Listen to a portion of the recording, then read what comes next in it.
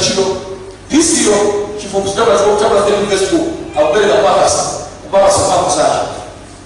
The purpose of the peace given by the trouble ndichilongocha ndichoka Revelation 13 verse 15 yaandiko anachopatsa mphala yakupatsa mfano lachilongo prayer kuti fano lachilongo linakulekea kuwasosapira fano apele now fano 666 also Protestant churches plus the government of the world.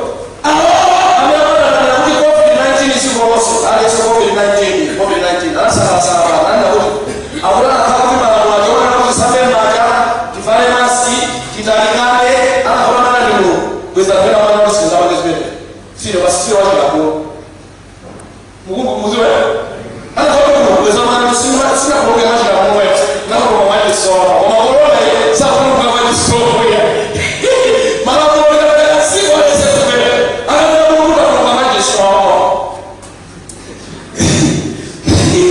this was available. Now the peace village fano nacho chirongo the purpose muri weza kama ni church state fano nacho Protestants na churches wose ni bingo plus mahoma ambazo sofa nacho ndefa nacho ndilimeni kwa komese Sunday kuna kwa Sunday ifanye baada ya mambo sana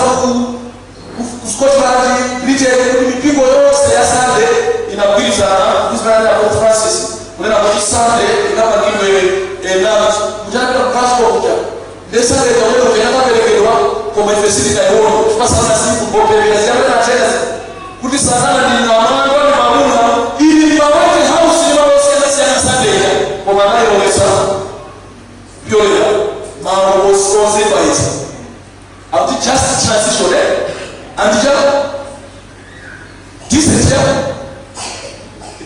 weka apati yake mkati kwa maana mbele kwa corona kwa sana so akakosa zile zote ndio disande lo ya bwana anaweza kwa sababu anatoa Mungu na mapesa kwa bila yafika kwa bila za sande lo ijama kabla na 7 day hata bishe ndani ile kakame mafuta ndio kulikele malacho wangu kama nawe ni hapo kwa sababu I also want to tell you all something.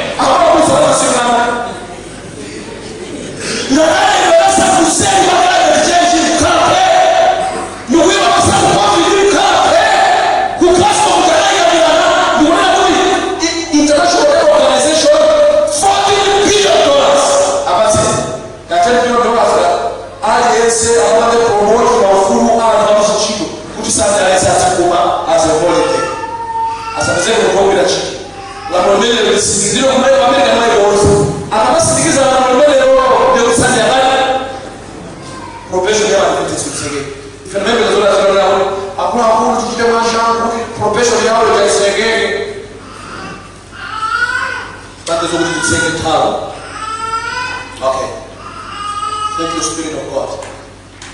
Now, the peace of the age. The peace of the age. The churches with the Bible covenants will force the whole world to worship the peace given city by the trouble. And for several people, these are the symbols for your tell who just wrote up to the words. You know, so what about that?